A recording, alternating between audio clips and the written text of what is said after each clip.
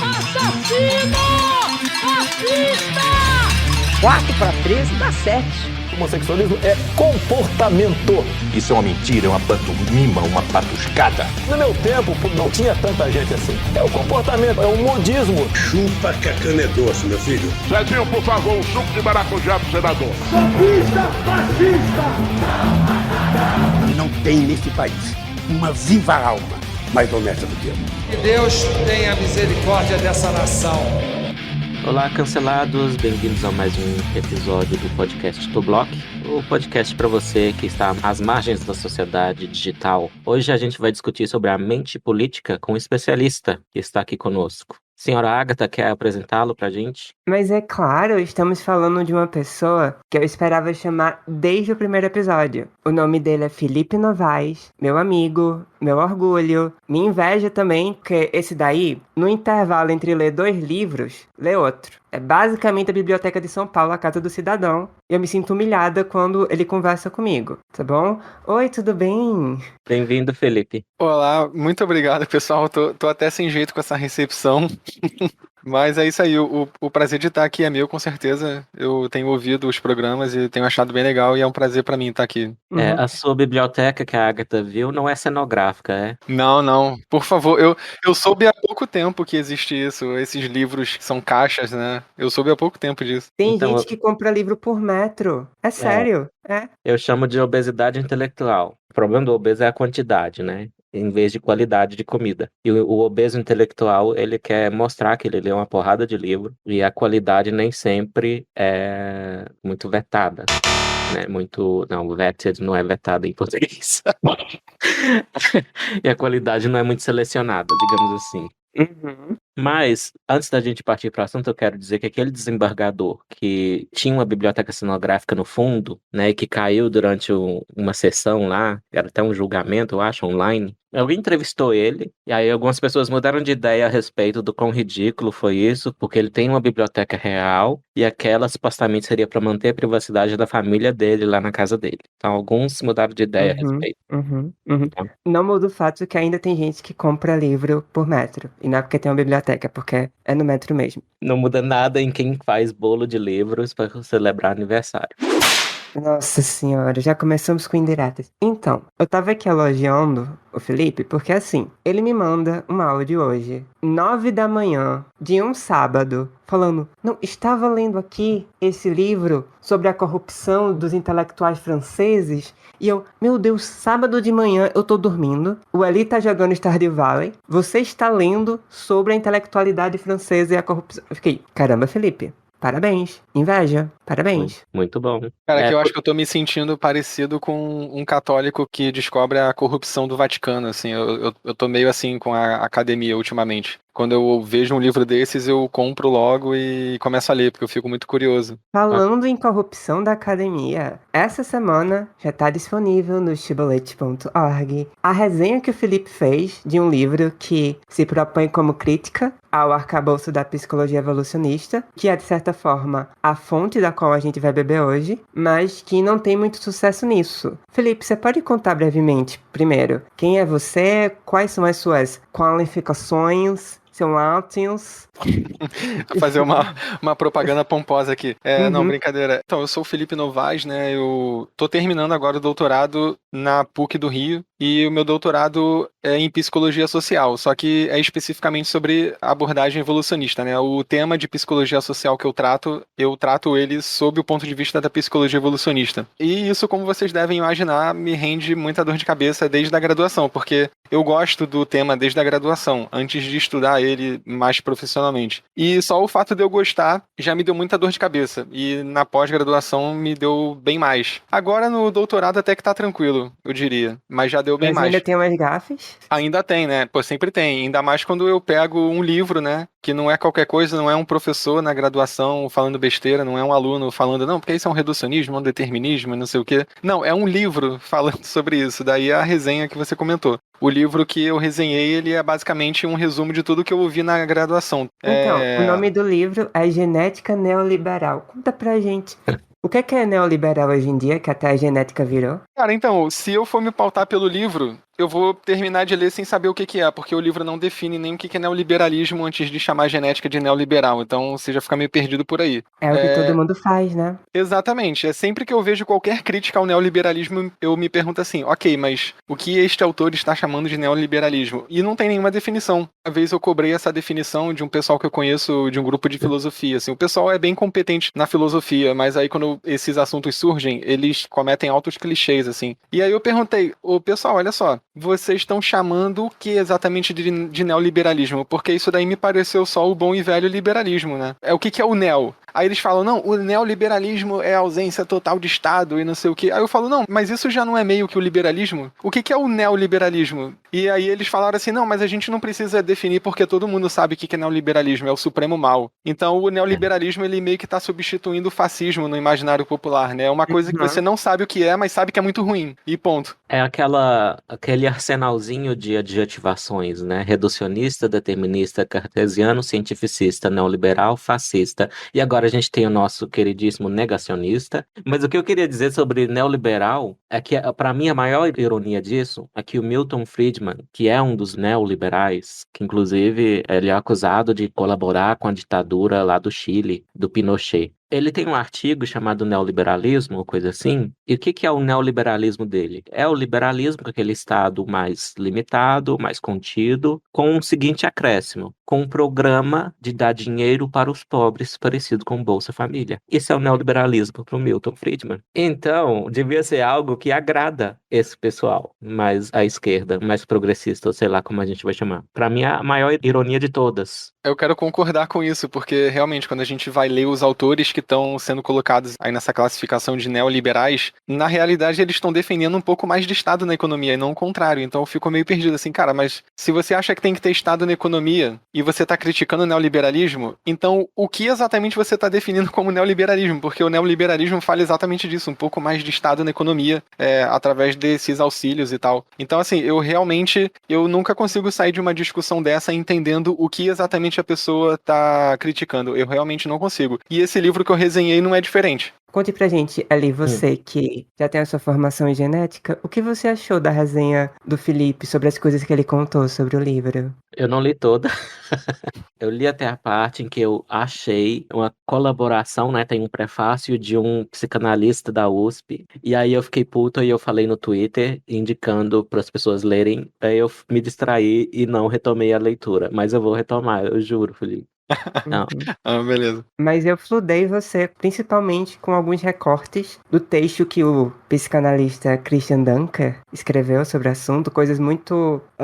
Sim, pelos trechos que você me mandou, pra mim, me lembrou... Eu vi recentemente um clipe, eu acho que é um debate em Oxford ou Cambridge, que tinha uma proponente do veganismo, olha só, para fazer um link com o episódio anterior, e ela dizia o seguinte, que comer carne é neoliberal, que comer carne é machismo, comer carne é não sei o quê. Isso, eu tenho um desenho, é uma chargezinha da Bettine Bombom, que é o quadro negro da Bettine Bombom. Pra quem não sabe, Bettine Bombom é meu personagem, que ela é a consequência lógica do identitarismo, porque eles dizem assim, ser oprimido dá conhecimentos privilegiados a respeito do tema da opressão. Então a Bettine, ela é a maior especialista em justiça social do mundo, porque ela tem todos os lugares de fala. Ela é negra, mulher, ela é trans homem às terças, quintas e sábados. Ela é cadeirante porque ela é gorda demais, então ela também tem lugar de fala como uma pessoa adipo incrementada. Acabei de inventar essa. Ou seja, ela é tudo. Ela atingiu a onisciência da justiça social. Enfim, e a Bettine, aí eu desenhei o seguinte, tudo que ela não gosta está associado. Tudo que ela gosta está associado também. É como se fosse uma argumentação lógica, mas, tipo, não gosto disso e não gosto daquilo. Logo, estão associados. Então, me lembra isso. Eu não gosto de neoliberalismo e não gosto da psicologia evolutiva. Logo, estão associados. Então, a Bettine Bombom é bem precisa das pessoas que eu faço paródia. É difícil fazer paródia de uma coisa que já é paródia na vida real. Exato. É verdade.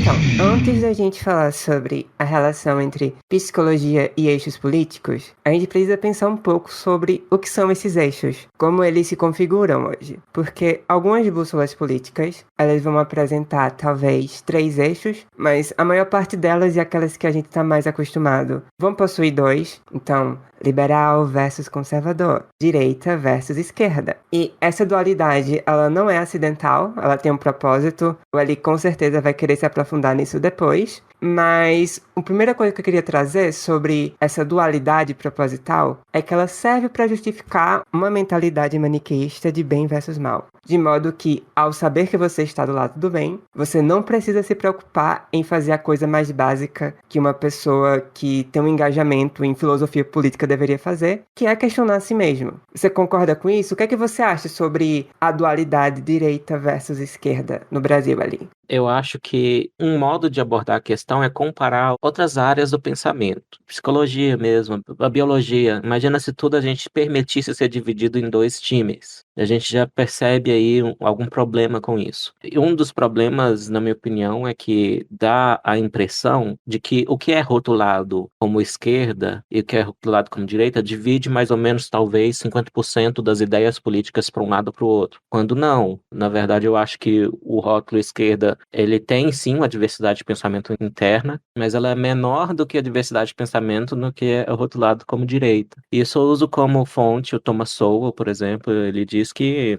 compara uma junta militar que faz um golpe militar para tomar o poder no Chile, por exemplo, e compara essa pessoa com um anarcocapitalista que acha que o Estado é um mal em si, que ele não colabora de forma alguma com ele, que imposto é roubo e ponto final. São muito diferentes entre si. Um quer usar um Estado forte para afastar os comunistas, sei lá o quê. Outro não quer nem saber de Estado. Então, é um balaio de gatos, principalmente a direita é um balaio de gatos. E ela não descreve nada, né, se você parar pra pensar, porque muito antes de ler qualquer coisa nesse sentido, eu já notava que não procedia. Porque se você diz que existe direita e esquerda, e na categoria direita você coloca não só um conservador, mas um libertário, ANCAP, e um monarquista, que são 2 posições diametralmente opostas, então essa categoria descreve o quê? Exato. E você falou assim, se existe direita e esquerda. Eu não disputo que existe, sociologicamente falando, porque as pessoas se identificam com isso.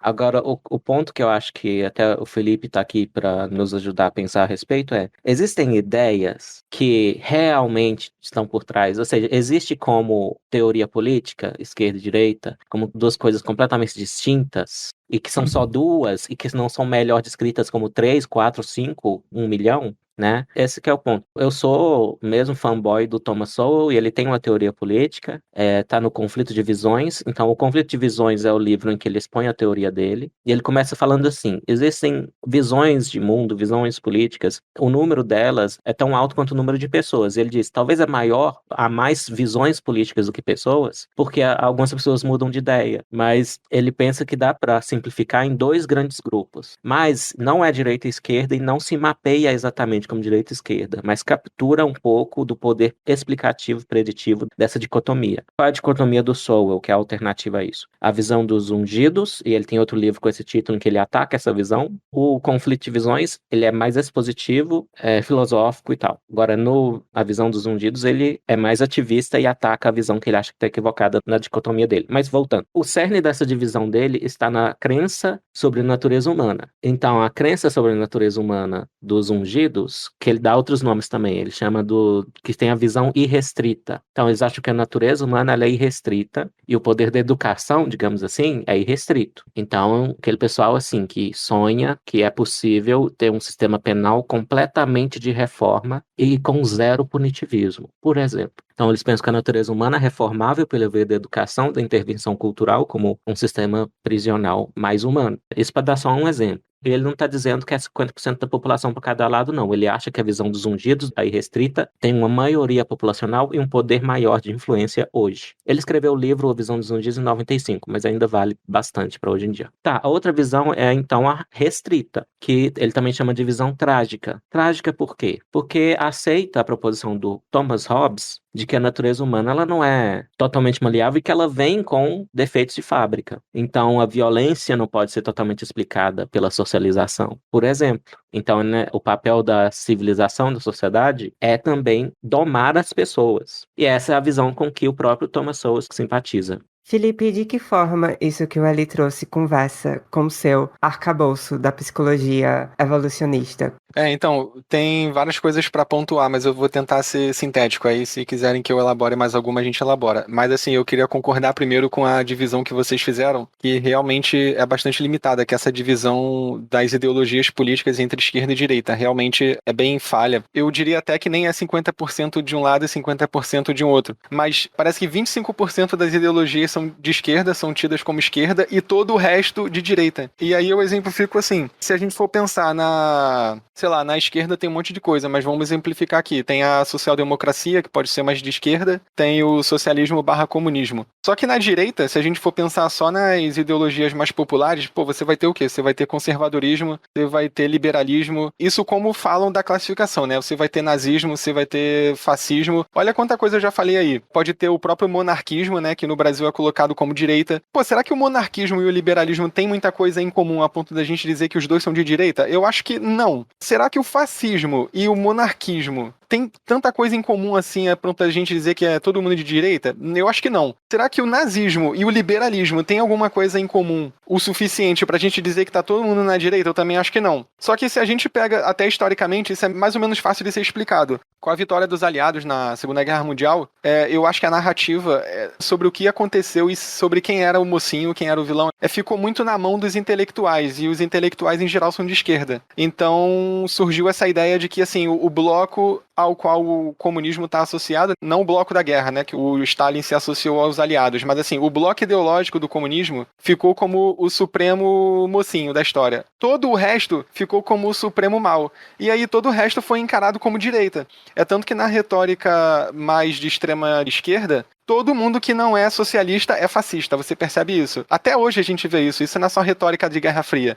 Essa retórica permanece ainda hoje. As discussões no Twitter que a gente vê e participa, isso acontece direto. Quem não é de esquerda é fascista, assim, é quase um axioma, assim, não, se você é anticomunista, você é fascista. Essa era a retórica da Guerra Fria, né? Essa era a retórica do Sartre, diga. Felipe, você falou sobre Twitter, perfeito. Sabe aquele meme do Scooby-Doo, que é o Fred tirando a máscara do fantasma?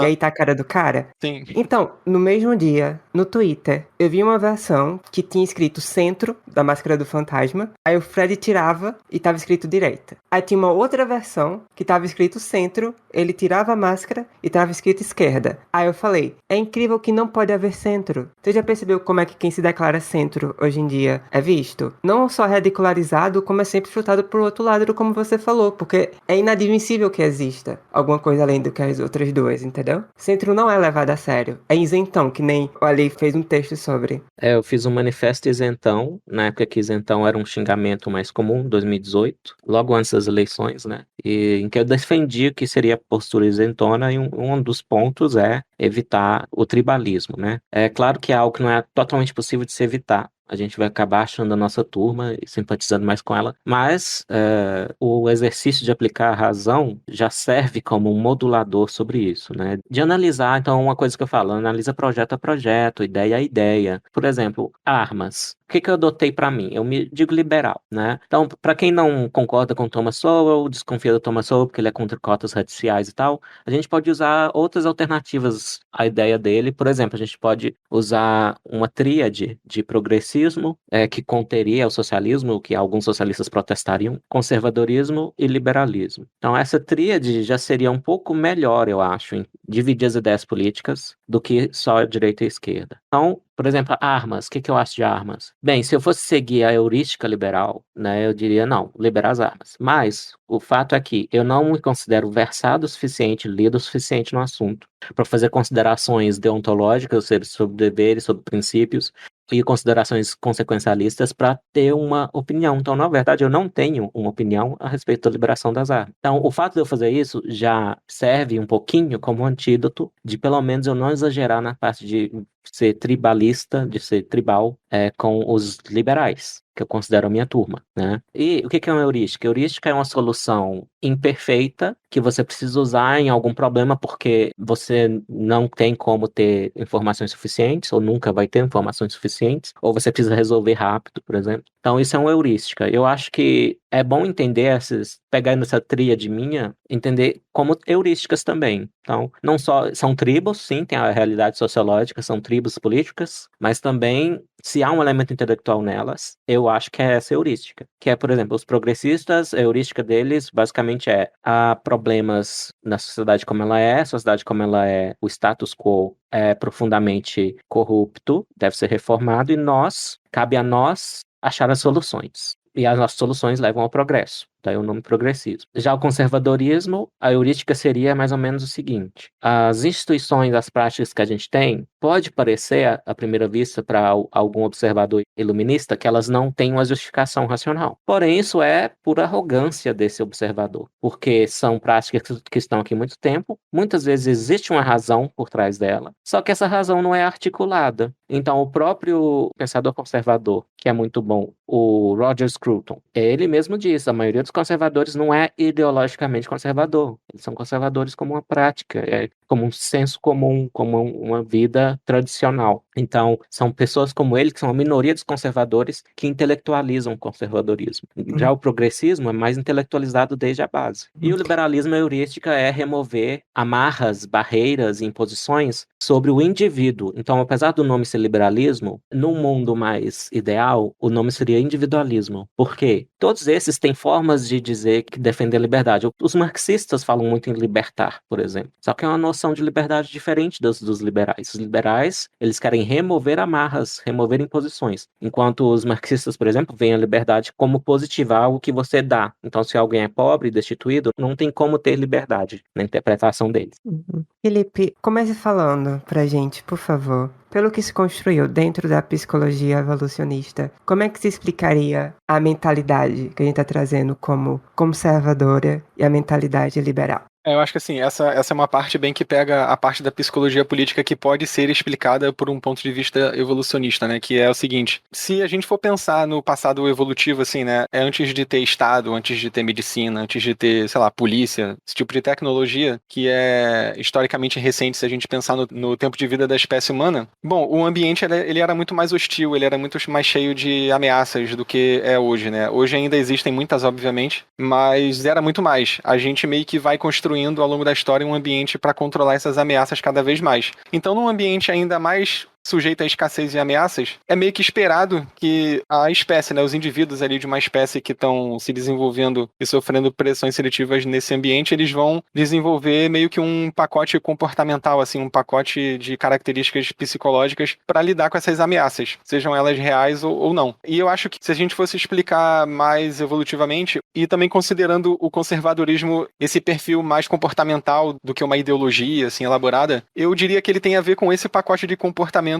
que são selecionados para fazer com que a gente lide com os desafios da realidade, assim, os riscos, a escassez, o perigo, em quem a gente vai confiar, em quem não vai confiar. Por quê? Tem alguns exemplos das características do conservadorismo, e aí isso já entra bem no que tem de mais básico de psicologia política, né? Que é caracterizar o espectro do conservadorismo não como uma ideologia, não como algo que tem ideias ali políticas sobre o que fazer, mas assim, quais são os comportamentos mais comuns nessas pessoas? E aí a gente vê que tem tudo a ver com lidar com riscos, com incerteza epistêmica, ameaças, escassez.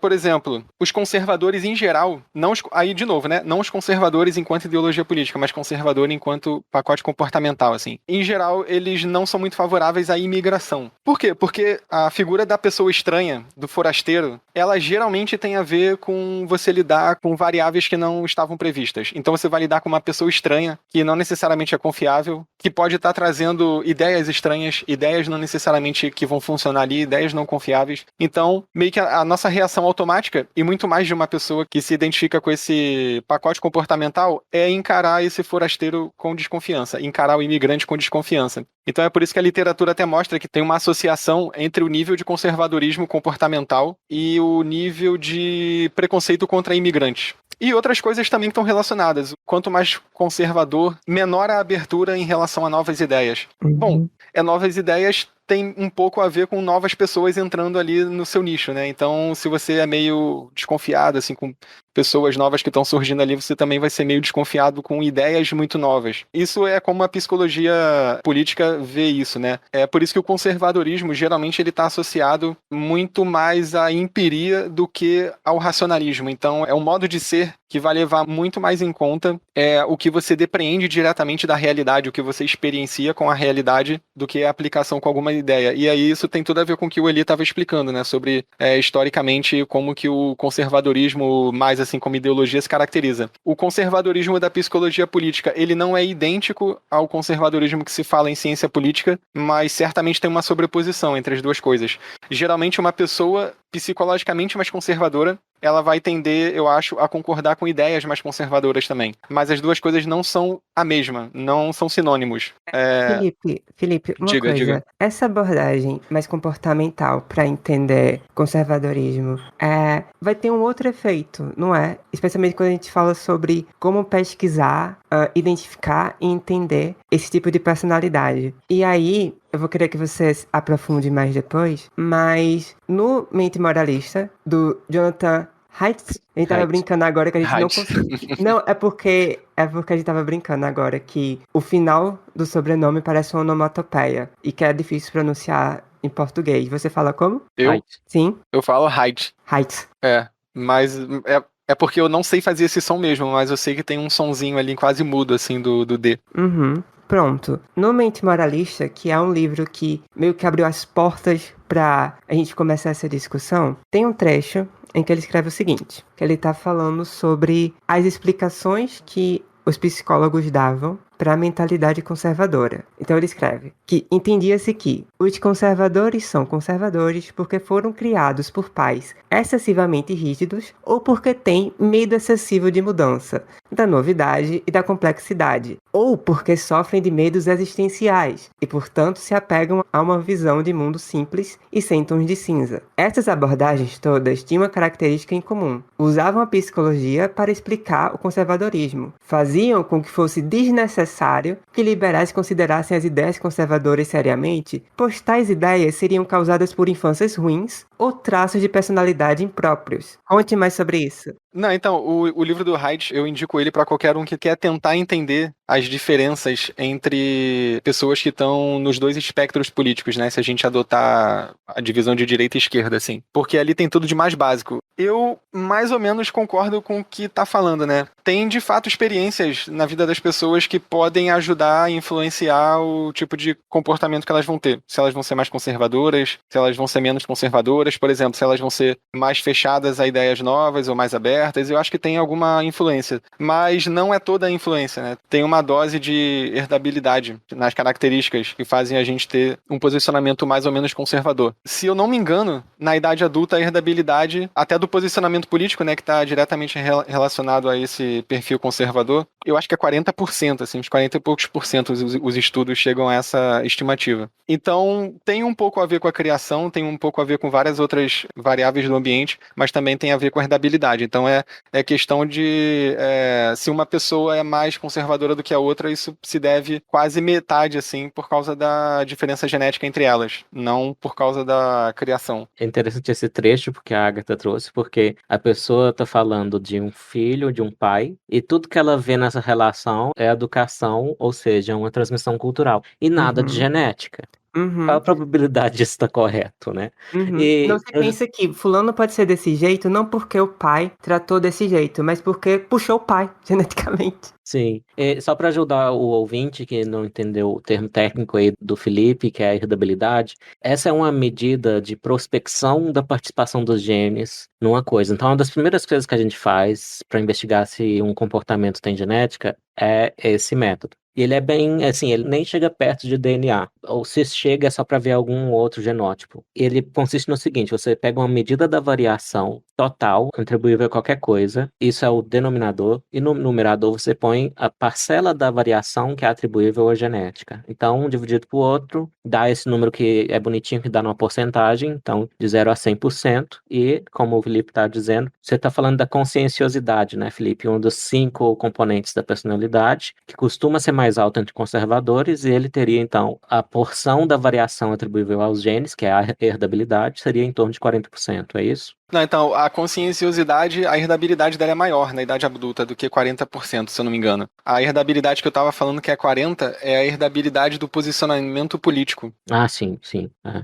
Pois é, então se discute na genética com tranquilidade que o comportamento político tem um componente genético, o que para muita gente soa maluco. De onde tiraram isso? Eu escolhi meu partido, escolhi como pensar, né? E, bem, é uma parte em que há um trabalho grande a ser feito ainda de entendimento da ciência na população em geral, porque acho que as pessoas já têm uma tendência a ir para o lado da tábula rasa, de achar que é tudo determinado pela criação, pela cultura, e assim por diante. É curioso falar disso porque na resenha que eu fiz do livro lá da genética neoliberal tem uma parte que eu explico isso, porque o livro cita isso como um problema das explicações da psicologia evolucionista que se valem de genética e tal. E aí a autora e o Dunker, né, que faz o prefácio, eles falam assim, pô, mas como a gente pode dizer que o posicionamento político é influenciado pela genética, uma coisa tão ambiental, né, um negócio tão cultural, assim, não é universal o posicionamento político, né? Os partidos políticos, as ideias políticas não são universais. Como é que você pode dizer que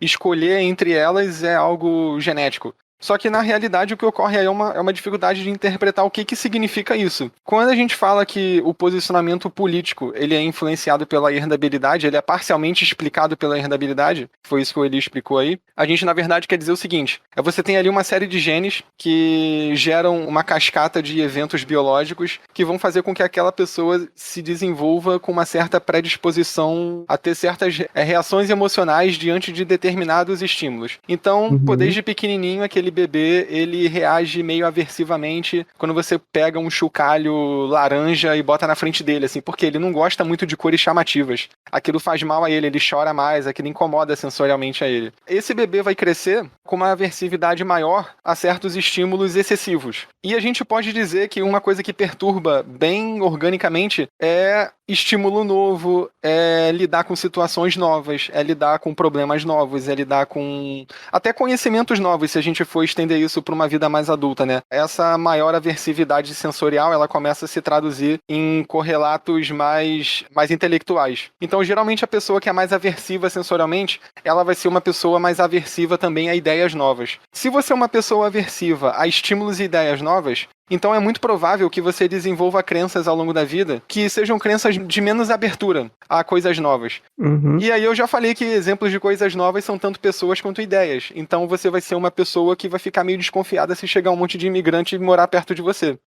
Felipe, você tá dizendo pra gente que não é que existiria um gene do conservadorismo ou um gene da anti-imigração, que é a ideia, que é o espantalho que o livro traz, mas que, na verdade, esse arcabouço genético vai estar levando a tendências de personalidade que, por sua vez, vão levar vocês para um ou outro lado político? É isso? Grosseiro modo.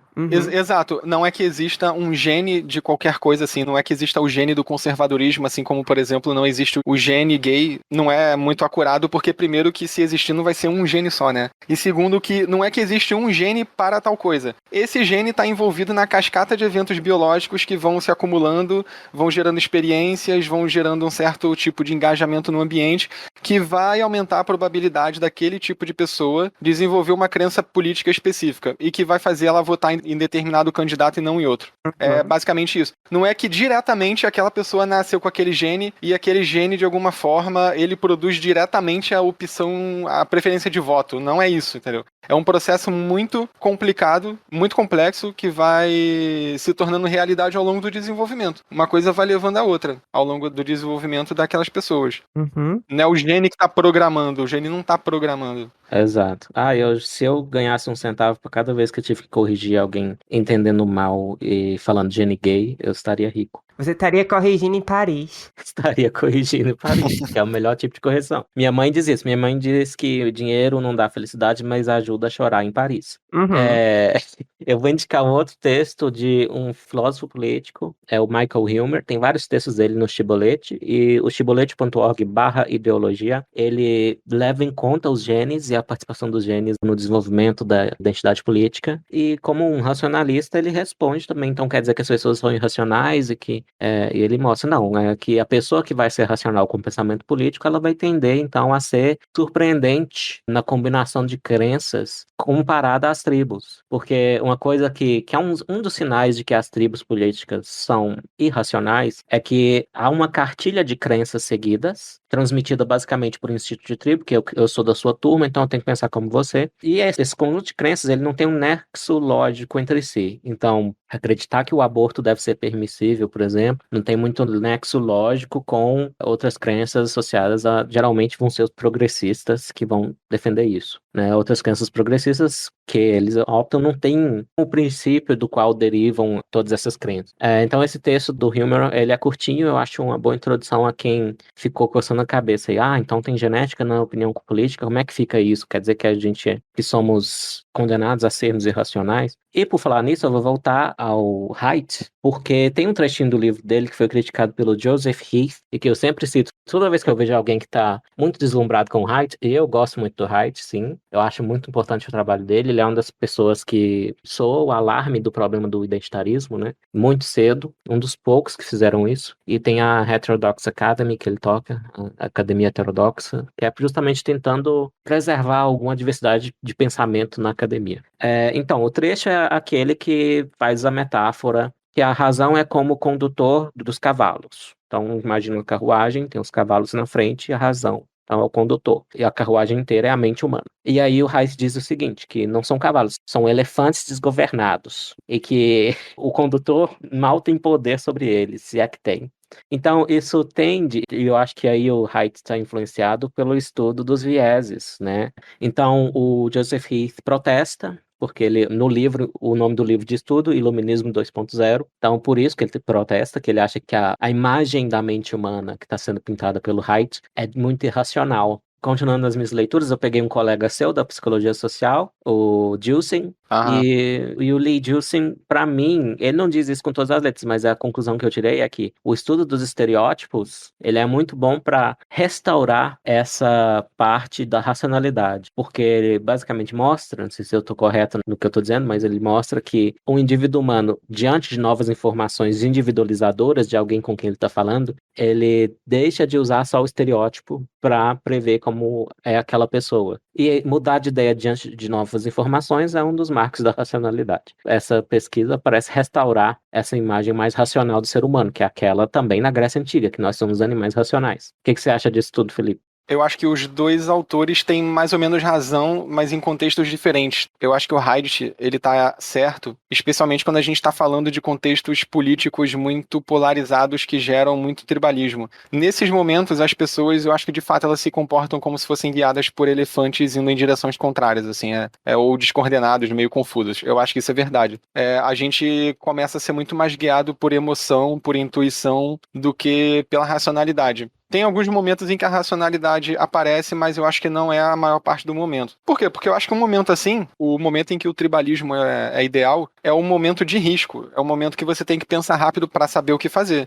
Se você está num contexto desse, vai demorar muito você ficar pensando no que fazer de maneira muito longa e racional e analítica e pesando prós e contras ali de tudo. A gente não age assim quando está numa situação que a gente considera de risco. Então a gente tende a identificar muito rápido quem é o inimigo, quem são os aliados, pensar muito rápido na solução, e é isso. E para uma situação de risco, esse é o modus operandi. Agora, num contexto cotidiano, não um contexto cotidiano típico de uma sociedade de caçadores-coletores, mas o nosso contexto cotidiano de alguém que vive numa democracia liberal, etc., tem segurança, não tem alguém querendo dar uma flechada na gente pela janela e tal, a gente consegue ser racional na maior parte do tempo. E isso é muito bom. E é basicamente isso que foi construindo o tipo de sociedade que a gente tem. Então aí eu já acho que o Justin, ele tá certo. Porque nesses contextos a gente realmente é mais racional. E é claro que a gente não é, os seres humanos não são bestas intuitivas o tempo inteiro e tal. Ainda mais porque ser intuitivo não quer dizer que você é uma besta. Isso é um outro preconceito é um outro preconceito da academia com um tipo de raciocínio intuitivo. Tem situações em que é muito adaptativo você ser analítico, mas existem outras situações em que é muito mais adaptativo você ser de fato intuitivo. Não é um problema ser assim. Uma coisa que eu ia falar, enquanto ele estava falando outra coisa,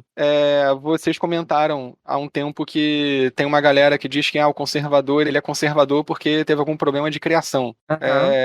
Então, a mesma galera que diz isso é uma galera que fala assim, tá vendo? Uma prova disso é que o autoritarismo, ele tá correlacionado com o conservadorismo. Bom, isso é verdade.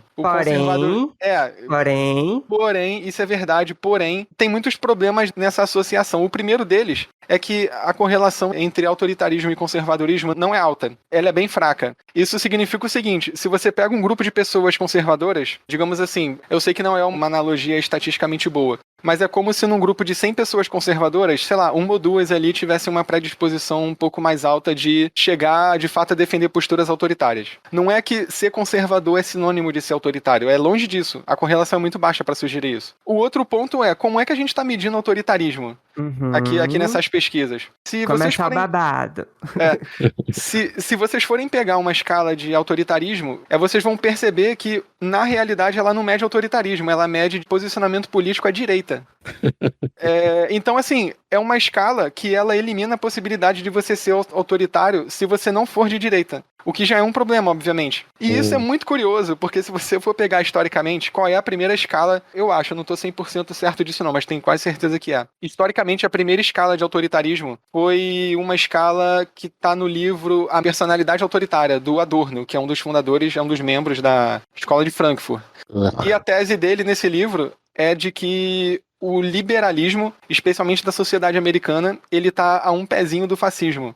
Então ele cria um instrumental, e é um instrumental tanto em termos de instrumento para mensurar coisas mesmo, quanto uma teoria que tenta mostrar que os liberais, assim, se você der um empurrãozinho, eles caem ali na defesa do Mussolini, do Hitler. A sociedade americana é autoritária e não sei o quê. Então o naipe do livro é esse. Eu acho isso um problema e me surpreende muito que ninguém tenha falado desse problema até poucos anos atrás, que é o seguinte. Cara, o Adorno, ele tá escrevendo numa época em que existe tanto um autoritarismo à extrema direita, que acabou de perder a guerra quando ele escreve o livro, e tem claramente, assim, batendo nos cornos dele, o autoritarismo de extrema esquerda, que é a China, União Soviética, que ganhou a Segunda Guerra Mundial, que é a própria Cuba, depois de um tempo, a Coreia do Norte também um pouco depois. Então, assim, cara, tem vários exemplos de autoritarismo, não apenas a direita. Como é que o cara faz uma tese dizendo praticamente que a natureza do autoritarismo é direita? E pior, a natureza do autoritarismo está no liberalismo, que, cara, é a ideologia que luta contra o autoritarismo. Então, assim, como que você vai dizer que o liberalismo, no fundo, é autoritário? É um negócio muito paradoxal quando você tem no mundo exemplos concretos de países que são autoritários e não estão à direita. A não ser que a gente adote uma outra classificação e autoritarismo, independente de direita e esquerda, esteja de fato ligado a esses posicionamentos descritos na escala de autoritarismo. Aí é um negócio que não é o caso, entendeu? Não é o posicionamento da academia. Você está dizendo que a intelectualidade da psicologia, por ser de esquerda, criou instrumentos de medida que fazem com que só é possível, basicamente, você ser autoritário porque você é de direita. Como se eles estivessem trazendo exemplos para você pontuar, né? Para saber se você é autoritário ou não, que só uma pessoa de direita faria. Mas em nenhum momento eles começaram a trazer exemplos de comportamentos autoritários que viriam de pessoas de esquerda. Eu queria que você explicasse isso melhor e você desse exemplos de formas de medir o autoritarismo na esquerda e não apenas na direita. Entendi. Vou começar dando um exemplo que eu acho que é confuso, porque ele serviria para medir o autoritarismo nos dois lados do espectro, mas, no entanto, na prática não é usado assim. Tem um item de alguma escala de autoritarismo, tem várias, agora eu não vou lembrar se é original ou não, mas é um item que ele pede para a pessoa dizer o quanto ela concorda com uma frase que é mais ou menos assim: eu acho que autoridades religiosas estão acima de qualquer outra. É alguma coisa assim o item, não lembro se é exatamente isso. Cara, se a gente leva em consideração que, pelo menos na sociedade americana, a maioria das pessoas religiosas tendem a ser um pouco mais de direita, não pro extremo da direita, mas um pouco mais de direita, isso já é um viés, né? Porque você tá dizendo que se você é religioso, então você tem mais chance de ser autoritário do que um não religioso. E quem é o não religioso? É geralmente quem tá com um pezinho mais na esquerda. Então isso já é um viés, né? A gente não pode pressupor que o autoritarismo tá ligado a um posicionamento religioso, porque de fato não tá. A União Soviética era um país ateu e mega autoritária, entendeu? Então, assim, porque que não tem um item lá falando sobre ateísmo e autoritarismo, por exemplo? Não tem. Tem um item, agora também eu não vou lembrar como ele é exatamente, mas ele é um item que fala bem diretamente, e ele eu acho que tem em toda a escala, porque é um item que geralmente as escalas trazem, assim, é bem óbvio, tipo, eu me considero uma pessoa autoritária, alguma coisa assim. Bom, esse item aí até que tá ok, porque ele não tá discriminando direita ou esquerda, mas é engraçado que ele esteja junto com outros itens que claramente discriminam grupos que são mais culturalmente de direita, assim, ele tá lá. Enfim, a escala como um todo, ela traz vários temas que são caros à direita, entendeu? Inclusive, tem um outro texto no Tibolete, chamado A Verdadeira Guerra à Ciência, que vai trazer alguns outros exemplos. Eu vou colocar na descrição também o link desse texto. Mas lá diz o seguinte: os conservadores foram patologizados de várias formas, como antiéticos, antissociais e irracionais, simplesmente porque não partilham das crenças que parecem óbvias para os esquerdistas. Por exemplo, um estudo explorou a tomada de decisões éticas, perguntando às pessoas se elas apoiariam a queixa de uma colega sobre assédio sexual. Não havia forma de saber se a queixa era justificada, mas qualquer um que não se posicionou automaticamente do lado dessa mulher hipotética foi posto na categoria de antiético. Outro estudo perguntou às pessoas se elas acreditavam que, a longo prazo, o trabalho duro faz uma vida melhor. E então classificou a resposta sim como uma racionalização para a desigualdade. Outro estudo perguntou se as pessoas concordavam que o planeta tem bastantes recursos naturais se aprendermos uma forma de desenvolvê-los. Uma opinião de muitos especialistas em economia de recursos, mas os psicólogos a patologizaram como uma negação das realidades ambientais. Aí as pessoas perguntam: por que você encrenca com o fato de que a grande maioria da psicologia é de esquerda? É por causa disso. Assim, como alguém que estuda esse tema, e alguém também que está inserido na academia, eu acho que eu estou na posição de falar uma coisa que pode soar altamente polêmica. Mas eu acho que é até uma opinião moderada, de qualquer um que se sente no meio termo o suficiente para ver os problemas tanto dos vieses conservadores quanto liberais. E esse problema ao qual eu estou me referindo é justamente o que esse trecho fala, é o problema do viés da academia, dos acadêmicos sobre a valoração das características dos conservadores. É muito claro, assim, para qualquer um que estuda essa área, que fala-se do conservadorismo como algo pejorativo mesmo, assim, é como se a gente estivesse lidando com um problema, a gente que eu falo os acadêmicos, né, tivessem que bolar estratégias para as pessoas deixarem de ser conservadoras e se tornarem mais liberais. Bom, eu acho que é até uma posição ok quando a gente está tratando de certos assuntos. Por exemplo, é muito bom que em termos de ciência as pessoas se tornem mais liberais, porque de fato, assim, o prisma psicológico do liberal, ele parece que é um pouco mais preparado para lidar com a ambiguidade que é inerente à atividade científica. A discussão de evidência, a não ter nunca uma evidência cabal, assim, a 100% de alguma coisa. Os liberais parecem lidar melhor com isso do que os conservadores realmente.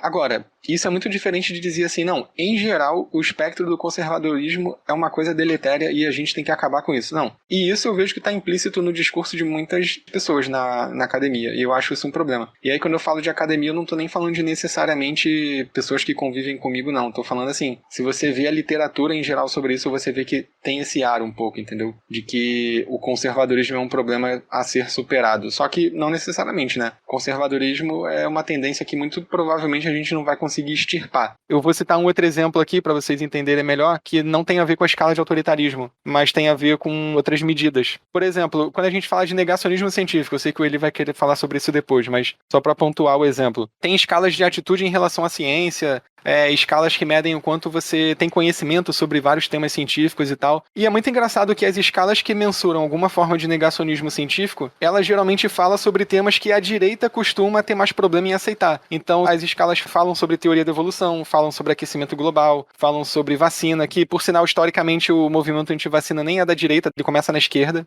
Enfim, vários temas que a chance de você responder que concorda com esses itens é muito mais alta se você for de direita. Então, a escala, ela, por definição, ela é opaca para qualquer tipo de negacionismo que venha à esquerda, que é o mesmo problema da escala de autoritarismo. Não tem lá nenhum item sobre negacionismo sexológico. Nessas escalas, não tem. Curioso, você tem um item que fala sobre aquecimento global e não tem um item que fale sobre você negar coisas básicas sobre a biologia humana, entendeu? Uma pergunta sobre sexologia básica, você não vai ver uma pergunta sobre QI, porque esses são negacionismos que a própria pessoa que fez a escala tem.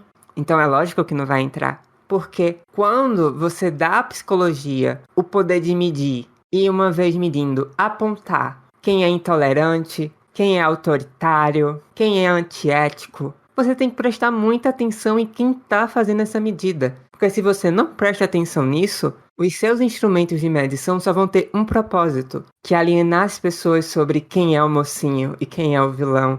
E depois ainda ter a pachorra de dizer que pessoas que não são de esquerda não conseguem enxergar tons de cinza. Tão engraçado. Parabéns, elite psicológica. Vocês conseguiram exatamente o que vocês queriam. Tudo é política, né?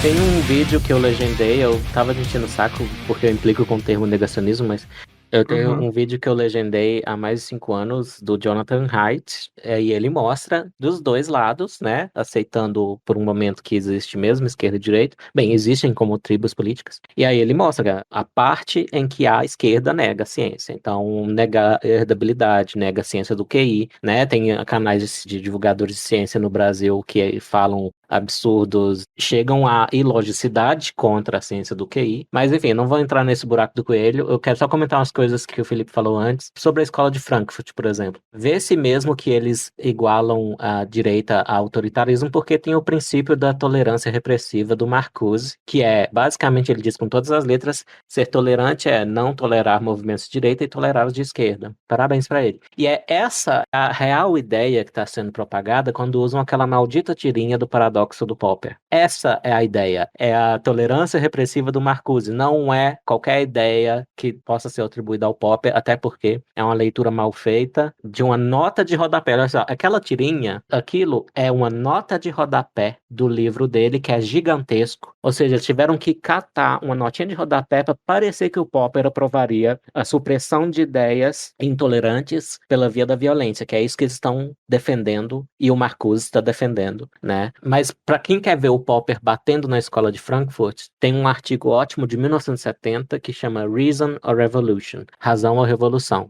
com interrogação. Recomendo para todo mundo, até porque nesse livro também ele comenta o problema que é a formação científica de muitos cientistas que não são pensantes, não são pensadores e são mais próximos de técnicos de laboratório, mas são penduricários de diploma. Então, esse artigo é um dos meus favoritos. O último comentário sobre liberalismo e a acusação da Escola de Frankfurt de conexão entre liberalismo e autoritarismo. É só olhar a história do liberalismo. Vai lá para o século XVII, a gente tem John Milton, e ele tem um ensaio, Areopagítica. Nesse ensaio, ele começa a desenvolver as ideias de liberdade de expressão, e o problema premente da época dele era a intolerância religiosa. Então, ele já estava propondo algo bem moderno de liberdade de expressão para poderem conviver diferentes fés sob uma mesma coroa, no caso. E também no século XVII a gente tem o John Locke. Ou seja, acusar esses caras de serem autoritários é forçar muito a barra com a história das ideias. Esse é o meu ponto.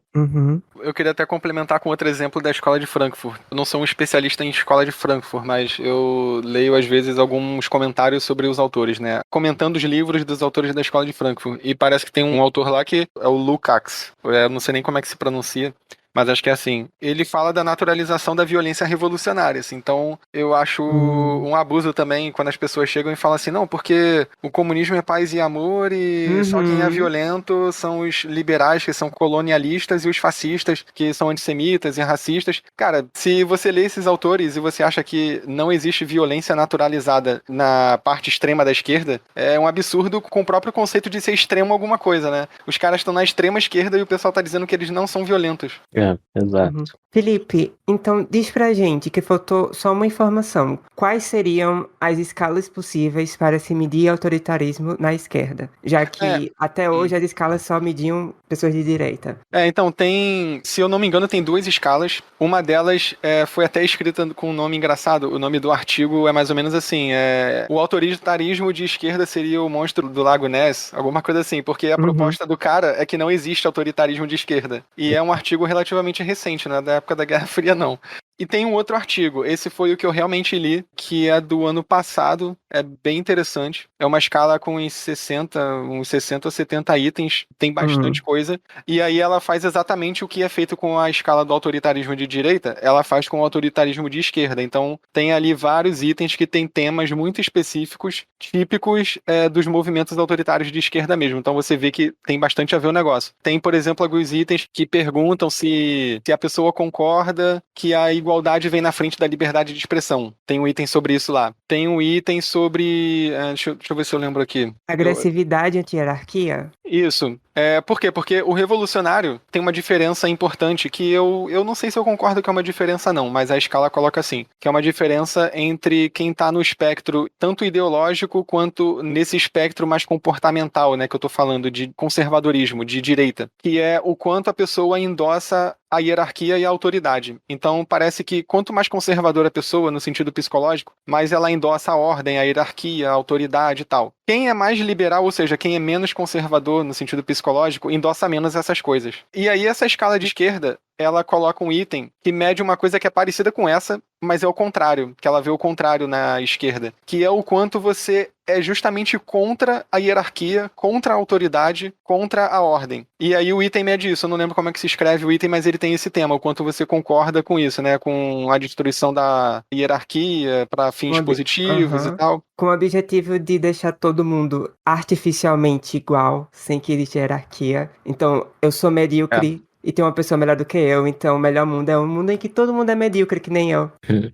Mas assim, em tese o cara que tá concordando com isso, ele tá pensando no melhor dos mundos, né? Ele tá pensando que igualar todo mundo vai ser o melhor realmente.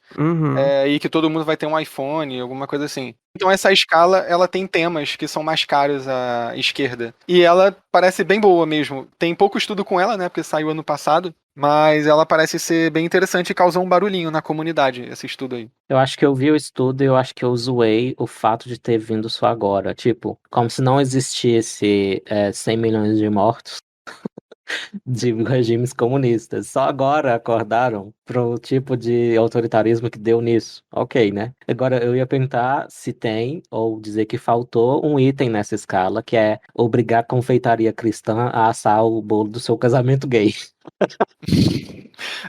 E aí assim, um negócio pra deixar claro que eu acho que eu não expliquei direito. Se a gente for pensar, todo mundo que é menos conservador no sentido psicológico tende a ser mais de esquerda. E historicamente as ideias de esquerda são mais antissistema, no sentido de ser anti-hierarquia, pregar uma revolução para colocar um novo governo mais justo no lugar. É, em geral, um espectro que defende pouco as mudanças graduais e as reformas. É o espectro revolucionário por excelência. Então, tem esses itens por isso. Qual é a minha discordância? Eu não não acho que, se a gente for pegar na história os exemplos de extrema esquerda, cara, eu não acho que eles são anti-hierarquia. Eles simplesmente estão insatisfeitos com a hierarquia e com a ordem atual e querem substituir por outra. Isso significa que assim que eles chegarem no poder, o pessoal que tem essas características, eles vão emular as características dos conservadores, de novo, entendeu? Então, a pessoa só é caracterizada pelo baixo conservadorismo quando ela não está no poder. Quando ela está numa posição hierarquicamente favorável, ela começa a ser caracterizada tanto quanto quem ela se opunha pelo conservadorismo comportamental. Por quê? O conservadorismo comportamental ele tem a ver com manter o poder também. Então você passa a ser mais conservador, assim, você quer correr menos risco de ser destronado, você se torna menos aberto, porque, bom, se você tá ali tentando manejar o poder, não é muito bom você se abrir para tudo, né? Quem se abre muito acaba alvejado. Então, é mais ou menos isso que eu penso. Eu acho que tem ainda um pouco de trabalho conceitual a ser feito em relação a esse assunto. E empírico, já tem alguma evidência do fenômeno conhecido anedoticamente, sugerido por figuras como o Churchill, que as pessoas começam a ficar mais amenas ao conservadorismo conforme elas envelhecem? Mais o que? Amenas ao conservadorismo? Elas começam a ficar menos esquerdistas, digamos assim, conforme elas envelhecem. Sim, é um dado da literatura. A idade está positivamente correlacionada com o conservadorismo. Então, quanto mais velho a gente fica, mais conservador a gente fica. No sentido... Cara, é uma explicação... Acho que os estudos não têm uma boa explicação. Eles identificam o fenômeno, mas não explicam muito bem. Mas geralmente eles falam que tem a ver com duas coisas. O acúmulo de experiências, então você vai perdendo aquela esperança da juventude, né? Que acha que é só fazer uma forcinha e muda tudo. Não é assim. Você vai vendo que não funciona. E aí você vai ficando mais conservador, mais descrente, mais cético. Tem a outra explicação que eu já vi, que é a do acúmulo, não de experiências só, mas o acúmulo de recursos. Então, quando você vai ficando mais velho, mesmo que seja pobre, tá? Tô falando de rico, não. Você vai acumulando mais recursos. Então, você tem que fazer um movimento na direção de comportamentos que te ajudem a manter aqueles recursos. Se você é muito aberto, é como se você tivesse mais facilidade de se desfazer do que você tem. É meio que essa explicação. Eu não gosto muito dessa explicação. Eu gosto mais da primeira. Eu acho que tem mais a ver com a parte da experiência, não com um recurso. A não ser que um recurso faça parte da experiência, né? Mas acho que a parte de experiência explica melhor. Eu acho que é isso. Acho que o sexo deve ser convidado à explicação. Então, é exatamente o que eu ia falar, que eu tava dizendo, nossa, vocês estão falando sobre fator demográfico, de idade. Gente, vamos começar a ser polêmico aqui? Vá, Felipe, fale sobre as diferenças sexuais, vá. Então, isso daí o pessoal sempre me pergunta quando eu falo sobre esse assunto, né? Se tem diferença entre homens e mulheres em relação ao nível de conservadorismo. A boa notícia, ou a má, né? Não sei, é que tem. Em geral, os homens são mais conservadores do que as mulheres. Só que isso muda um pouco quando a gente considera domínios específicos. E aí vocês vão ver que esses domínios específicos e os comportamentos neles têm tudo a ver com a psicologia evolucionista. Então, por exemplo, quando a gente está falando de opinião sobre divisão de recurso, os homens são mais conservadores do que as mulheres. E isso parece que tem tudo a ver com a psicologia reprodutiva dos homens. Porque o principal critério de atratividade que as mulheres usam para classificar a atratividade de um homem é a quantidade de recurso. Não é exatamente isso não, mas estou falando assim para simplificar. É a quantidade de recurso. Então assim, se esse cara ele defende que haja um sistema que vai pegar os recursos dele e vai dividir igualmente entre outros homens, bom, então isso é meio que um problema, né? Porque ele vai pegar aquilo que faz diferença para ele no mercado da atratividade e vai se desfazer. É como se o cara estivesse falando assim, olha, eu sou bonito pra caralho, mas eu aceito que o sistema faça uma plástica em mim para eu ficar mais feio. É tipo isso, entendeu? Você tá diminuindo o seu valor no mercado de atratividade, no mercado de acasalamento, né, que é o termo que a literatura usa para isso. É um termo meio estranho, mas é esse o termo que usam.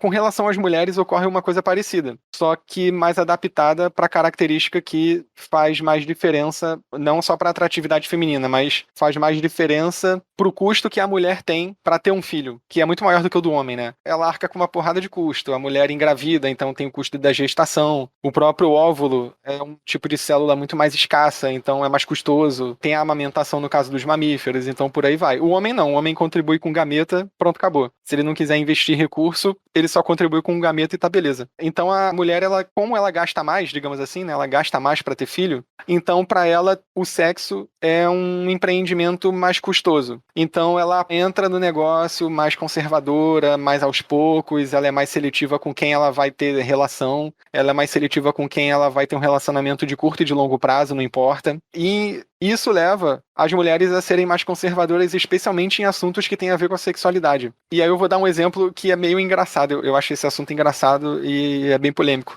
É o assunto da prostituição. Em geral, as mulheres tendem a ser mais conservadoras com relação a aceita ou não a existência da prostituição, é favorável ou não. Porque se a gente pensar por uma ótica de mercado de atratividade, a prostituta ou a profissional do sexo, eu não sei qual é mais o termo politicamente correto, mas enfim, a mulher que trabalha... Nesse podcast você pode escolher a pior palavra possível. Beleza, a prostituta, que é a palavra que eu conheço, mas não tô falando no sentido pejorativo, ela tá oferecendo sexo barato, é como se ela estivesse fazendo uma pressão no mercado de atratividade para as mulheres que são atraentes diminuírem o valor delas também. Então, para a dinâmica feminina, é muito ruim que tenham mulheres oferecendo sexo barato, entende? Porque o cara, assim, isso é uma situação meio matemática que eu tô criando pra explicar a lógica. Se o cara puder escolher, tem uma prostituta ali com nível X de beleza, e ele pode pagar, sei lá, R$100 pra sair com ela. E aí tem uma mulher que ele conheceu na noite, e ele tem que conquistar ela de diversas formas, pagar jantar, e, sei lá, sair pra passear e pagar sorvete, e aí dar um presente, um vestido caro, e etc.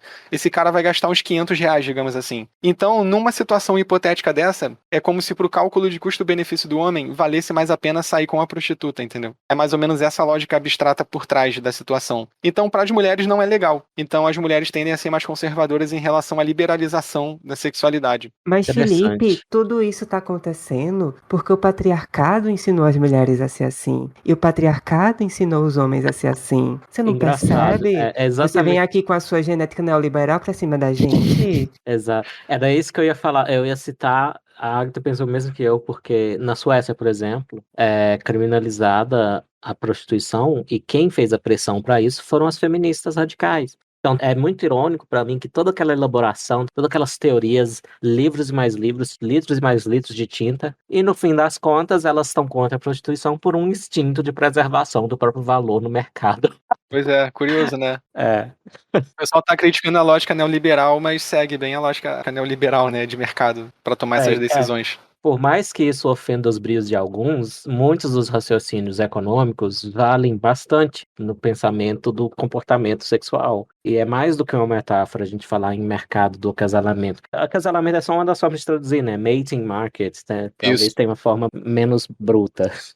Mas só para voltar um pouquinho à questão de conservadorismo crescer com idade, na hora eu trouxe o sexo à tona, porque entre os homens, você vai ver que a violência cai muito com a idade. Ou seja, se o conservadorismo tem a ver com segurança, né? E outra coisa que se correlaciona com buscar segurança é o comportamento ritualístico. O Pascal Boyer tem um artigo que eu li falando sobre isso. Muito do comportamento ritualístico são instintos, digamos assim, são algoritmos que têm a ver com limpeza, tem a ver com pureza, se afastar de coisas impuras, ou seja, patógenos. E eu penso o seguinte, a gente demorou milênios para chegar à teoria dos germes. Como é que a gente ia explicar a porra da doença que surge do nada, dizima metade da população? Ora, espíritos, miasmas. Não tendo o germe para explicar, acho que faz todo sentido você pensar que são... Então, e os rituais têm a ver também com segurança, ou seja, também explica essa maior religiosidade entre os conservadores. E eu quero te fazer uma pergunta a respeito disso, se a Agatha não quiser ir para outro caminho, que é sobre a felicidade. Então, os indivíduos, até onde eu vi a literatura, os indivíduos conservadores são mais felizes, mas as sociedades não tão conservadoras são mais felizes.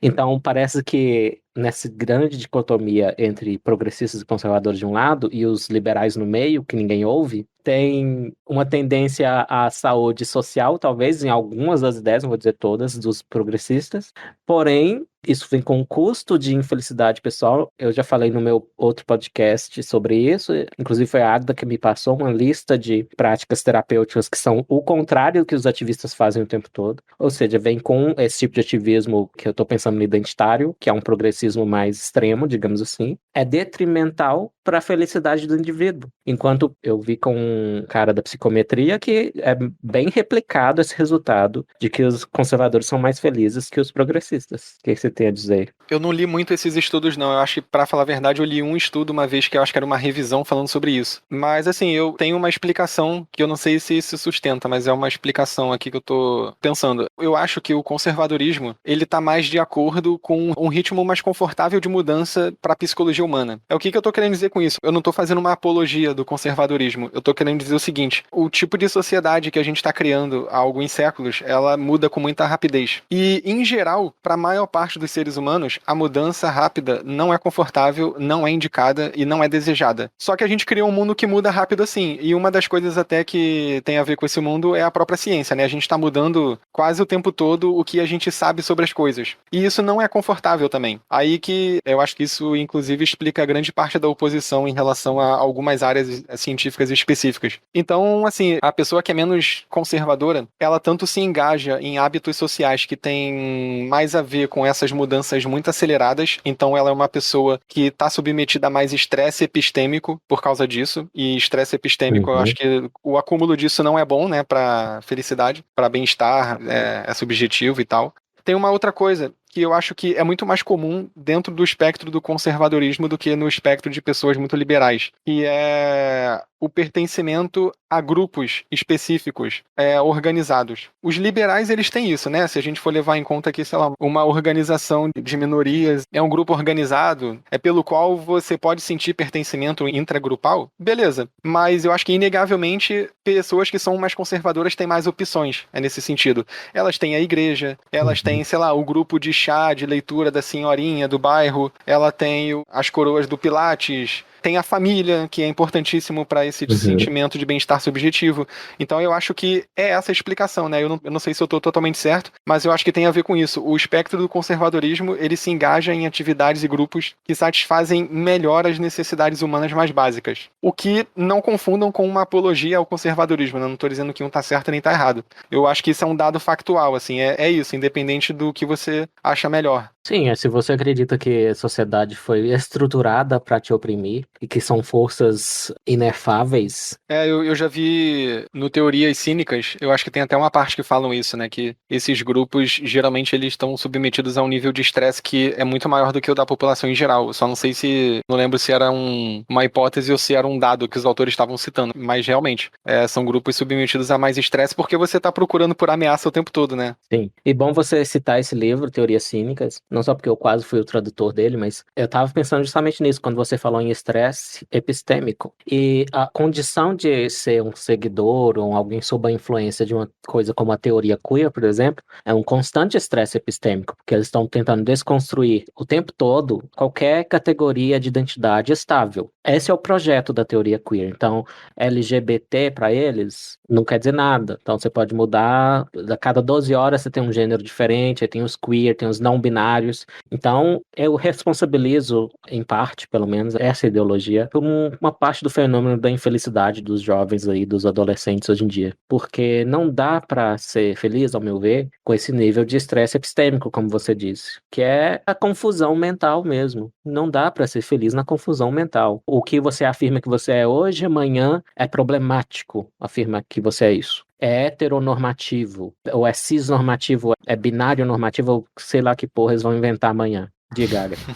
Então, talvez em um episódio futuro eu possa pegar esse fio e me aprofundar mais. Eu vou tentar ser breve dessa vez, porém. Tem duas coisas que eu queria falar. Primeiro, sobre o que você falou sobre pessoas que estão nesse ambiente em que elas são meio que obrigadas a sempre procurar se desconstruir e tudo que elas são de essencial precisa ser desconstruído como problemático. Eu vou dar um exemplo simples, que é um exemplo que eu vou trazer em um texto que eu estou escrevendo para publicar no Shibboleth. Em breve, falo em breve porque, né, é isso aí, as coisas demoram. Uma das premissas de muitas das pessoas que estão engajadas em teoria queer e etc. é que preferência genital é uma coisa transfóbica. Então, um gay é transfóbico se ele acha que, ok, sou gay, eu gosto de piroca e eu não quero nada com vagina. Não, você é transfóbico porque você não está considerando homens trans que possuem vagina. E coisas do gênero. Tem alguns que ficam falando, não é transfobia, tudo bem ter preferência genital. Porém, ao mesmo tempo que ficam nisso, continuam querendo que as pessoas desconstruam ao máximo. Querem que lésbicas desconstruam a versão delas a pênis para que elas sejam menos transfóbicas. E aí, uma coisa interessante que eu notei é que uma pessoa no Twitter, e é um exemplo que eu vou trazer no texto, perguntou: vocês já se sentiram culpados pela sua preferência genital? E ele coloca entre parênteses que ele não está considerando preferência genital como algo transfóbico. Perceba, ele tá dando essa colher de chá. E veio uma mutirão de adolescente dizendo que sim. Eu só gosto de pênis e eu me sinto culpado por isso.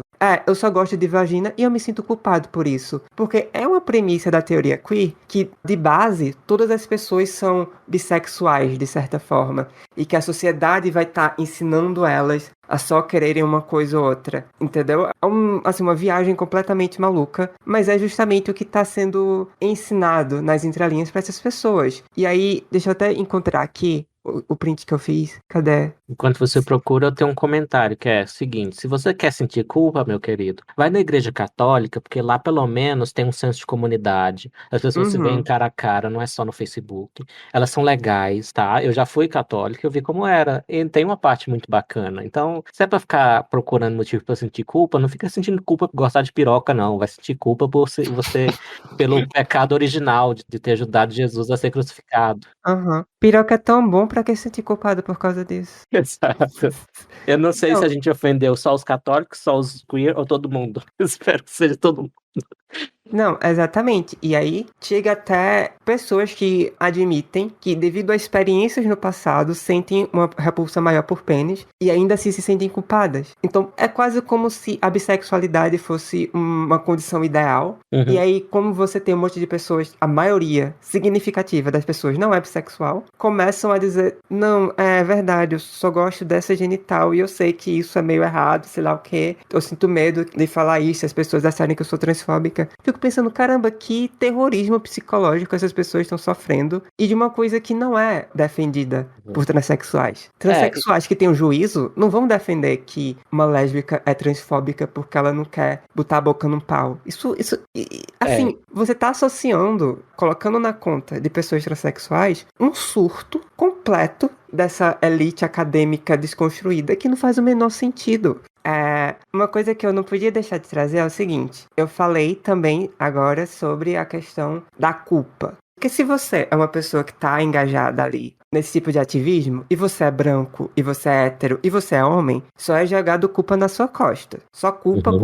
Você tem culpa por ser branco, você tem culpa por ser hétero, você tem culpa por tudo. Além disso, tem uma outra coisa que é o seguinte: acreditar que o seu grupo, primeiro, é o único grupo que se importa com o sofrimento humano e que representa o bem, e que as pessoas que estão fora do seu círculo querem o mal e querem te destruir, ainda que isso seja algo mais percebido do que real. E aí, eu queria animar isso aqui um pouco, trazendo uma linda citação de uma pessoa maravilhosa, chamada Rita Von Hunt, para a Carta Capital. Tá preparada, Ali? Eu quase fui posto naquele programinha do Spotniks, mude minha ideia para debater com ela.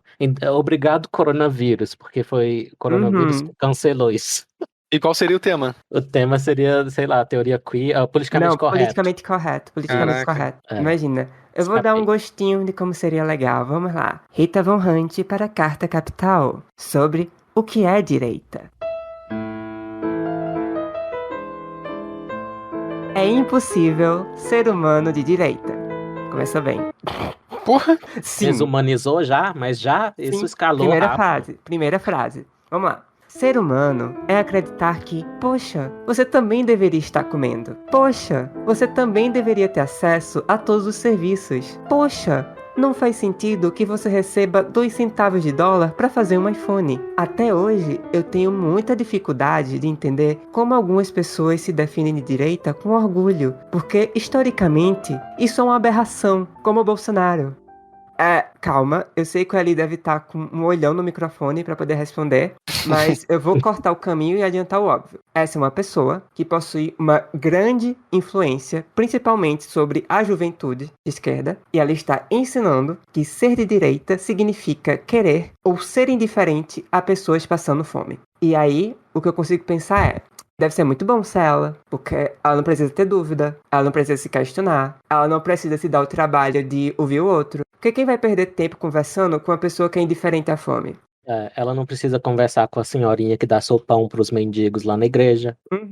Porque ela é a pessoa que defende a redução da fome e todo o resto não defende. Então ela está com esse peso de dizer, sim, eu sou a representante do bem e eu estou sendo atacada, estamos morrendo e vai acabar tudo, meu Deus, que mundo horrível. Sabe? É inacreditável. E assim, eu paro pra pensar que mesmo as pessoas mais ferrinhas de esquerda não chegariam pra mim e falariam, não, eu acho que você ser de direita é você ser indiferente à fome. Mas ela falou. E ela tem uma influência grande sobre essa juventude. Já foi pra podcast com Cauê Moura. Já apareceu em todo quanto é canto de coisa LGBT. Essa pessoa define direita como ser indiferente a pessoas terem fome. Aí é fácil ser de esquerda, né? Desse jeito. É muito fácil. Bem, eu sei que o Felipe quer falar, mas eu quero comentar só uma coisinha. Eu falei que o Thomas Sowell tem 2 livros, um em que ele expõe a teoria política dele e outro em que ele ataca a tribo que ele não gosta. A visão dos ungidos, esse último. O subtítulo dele diz tudo. O autoelogio como base para políticas públicas. Ou seja, ele está antecipando já, em 95, um conceito que foi criado mais recentemente por 2 filósofos, que é o exibicionismo moral. Se procurar exibicionismo moral no Google, provavelmente vocês vão achar certos que eu traduzi no meu blog. Vai, Felipe. Então, eu vou falar uma daquelas coisas que é assim, tem esse dado, mas não sei o quê. Tem estudos sobre posicionamento político e empatia. E aí esses estudos mostram que realmente quem é menos conservador tem mais empatia, né? Enquanto uma coisa aumenta, a outra diminui. Só que tem um detalhe. Esses estudos que mensuram empatia e coisas do tipo, eles geralmente são feitos com escala. Eles não estão mensurando o nível de empatia em relação ao comportamento que a pessoa manifesta numa situação. Geralmente não. Geralmente é uma escala que mensura o quanto você se acha empático. O que é diferente, né? É uma escala de autorrelato. Então ela mede muito mais a sua percepção sobre si mesmo em relação ao quanto você é empático do que sua empatia real. Isso é uma coisa que eu acho que essa diferença de mensuração, eu acho que tem tudo a ver não com uma diferença real entre empatia e ser mais ou menos conservador. Eu acho que tem a ver justamente com quanto a pessoa menos conservadora se acha muito empática, entendeu? Pra mim é isso que esses estudos estão mostrando. Eu tô falando isso porque eu já vi várias vezes no Twitter o pessoal falando assim, aqui esse estudo mostrando que, de fato, quanto mais conservador, menos empático. Mas só que tem essa diferença que eu tô falando. O estudo tá medindo o quanto você se acha empático, é diferente. E como essa galera, assim, mais que tem o perfil mais liberal, menos conservador, se acha, de fato, muito empático, é claro que eles vão explodir a pontuação da escala, entendeu? Eles vão se achar muito empáticos. A escala vai mensurar isso. E eu escrevi um texto, inclusive com base numa pesquisa nova do Piketty, olha só, que todo mundo adora no progressismo, um economista que basicamente tornou respeitável, mais uma vez, defender a igualdade material, basicamente, desde 2014, mas há muitas críticas a ele. Mas nesse texto, a pesquisa dele, que mostrava que a base eleitoral da esquerda mudou e ficou cada vez mais acadêmica e diplomada, antes era proletária, operária, como Marx falava, eu usei também uma pesquisa, era uma replicação de um resultado, que mostrava que tinha 3 coisas principais lá num modelo de regressão que mostravam o que uniam as pessoas que defendiam políticas de redistribuição. O que é um jeito muito melhor de definir alguém politicamente do que falar esquerda. E tinha a questão da compaixão, que o Felipe já trouxe. Realmente tinha mais compaixão. Só que era justamente o que confirma agora, bom te ouvir a respeito, que era uma compaixão, assim, autopercepção. Porque quando olhavam, por exemplo, quem contribuía mais para a caridade, os conservadores contribuíam mais para a caridade. Só que, acho que a gente está elogiando demais os conservadores que, no caso, o marcador disso era votar no Partido Republicano, era um estudo com a base americana, eles só doavam mais para a caridade quando o governo era conservador. Se o governo não fosse, eles paravam. E outro fator importante, além da compaixão, que previa se você defendia a redistribuição de renda, era a inveja. E não era qualquer tipo de inveja. Nesse estudo específico, eles colocaram uma dicotomia dentro da inveja. Inveja benevolente e inveja maliciosa. E era a inveja maliciosa, que tinha um poder de prever se você defende essas políticas. Qual a diferença? A inveja benevolente, você olha aquela pessoa que está melhor que você e pensa, que legal, gostaria de ser igual. Nossa, que pena que não sou eu. A inveja maliciosa não, você quer derrubar a pessoa para ela cair e aí sim, ela tá na lama com você, vocês são iguais. Finalmente a igualdade foi adquirida. Então tem isso. Que fofinho, né? Nós somos 3 liberais aqui, defendendo conservadores, mas ninguém aqui é conservador. Fazendo isso melhor do que eles. Legal, bonito. É porque eles não são muito intelectualizados, o próprio Scruton disse isso. É porque a gente não falou muito de negacionismo também. O É. negacionismo tem mais polêmica sobre conservadores. É porque, na verdade, somos direita infiltrada, extrema-direita, islamofóbica, neocon. Eu gosto de alt-right. Ô, Felipe, qual foi a coisa mais bizarra que você já foi xingado politicamente? Politicamente, de fascista nazista mesmo. Por Eu já quê? fui chamado disso simplesmente pelo mesmo motivo que aquela acadêmica que escreveu o artigo na Scientific American dos Estados Unidos, chamando Edward Wilson, esqueci o nome do meio dele, o fundador da sociobiologia, né, que ele foi chamado de racista, fascista, porque falou de curva normal e falou que genética tem algum papel na explicação do comportamento. Eu já fui chamado disso também só por isso, de eugenista também. E assim, eu não tô falando de treta de faculdade, não. Tô falando de treta de divulgação científica também. Eu já fui chamado de eugenista porque escrevi um texto falando de inteligência e falando o óbvio que todo mundo que estuda esse assunto sabe, que é que grande parte da diferença de inteligência entre as pessoas é explicada por diferenças genéticas entre elas. Só falei isso. A galera veio em peso falando que eu sou racista, que eu sou eugenista, que isso é quase ser nazista e que podem usar o meu estudo pra defender o nazismo. Cara, eu fiquei assim, estupidificado assim com essa reação idiota. Porque, cara, é o óbvio, sabe? Uma coisa é você falar um assunto polêmico, que tem pouca concordância, etc. Eu entendo quando isso dá treta. A outra coisa é você falar uma coisa que é ponto pacífico de uma área e a reação ser essa. Eu não entendo isso. O eugenista é o feijão com arroz do Ali. Ele almoça, janta, toma café da manhã, faz um lanchinho à tarde com o xingamento de eugenista, desde que eu conheci ele. Eu já fui alvo de cancelamento ou de tretas de gente com PhD e tudo, gringos inclusive, me chamando. E aí eu disse uma coisa que deu uma pausa na pessoa e ela claramente não sabia como me responder, que foi o seguinte: já que só defender que a inteligência é mensurável, em primeiro lugar, antes de eu falar do meu ponto completo, é muito óbvio que a inteligência é mensurável para qualquer pessoa com o mínimo de senso comum ou bom senso, que basta observar ou lembrar dos seus coleguinhas na escola, que você vai saber dizer sim quem era mais inteligente e quem era menos inteligente. O fato dessa mensuração não ser exata não quer dizer que não é uma mensuração, ou que ela não tem alguma acurácia, para usar o termo que o Felipe adora. Enfim, então tem isso, mas o que eu disse para a pessoa foi: o que parece estar entre as suas premissas, para você se irritar tanto em se falar em mensurar a inteligência, é que você acha que a medida da inteligência será a medida do valor da vida da pessoa. Ou seja, quem concorda com o eugenista que é você, não eu. Porque eu não defendo que o valor do ser humano ou da vida humana pode ser medido com uma coisa só e que essa coisa seria inteligência. Eu não acho isso, eu não acredito nisso. Tanto que eu falei no Twitter recentemente, tive um documentário da BBC, e a documentarista, ela tem um filho com síndrome de Down, e ela está investigando por que na Islândia quase não tem mais síndrome de Down. E ela propõe um argumento lá de, pelo menos, que é estranho que uma sociedade tenha uma opinião tão única assim, de que todo mundo decide abortar e ninguém decide ter a criança Down. E, assim, parafraseando o argumento dela, é o seguinte: uma sociedade em que há pessoas com Down, e todo mundo entende que Down tem dificuldades de aprendizado, que são intrínsecas a eles, são biológicas, porque afinal de contas a síndrome é causada por 3 cromossomos 21, em vez de 2 só, que é o comum. Uma sociedade que tem essa diversidade cognitiva é uma sociedade em que esse preconceito de que a inteligência é a medida do valor das pessoas, ele é pelo menos mais combatido ou menos forte. Então, uma sociedade em que a gente sabe ver valor nas pessoas com deficiência mental é melhor, é mais tolerante, ou pelo menos na aparência é mais tolerante.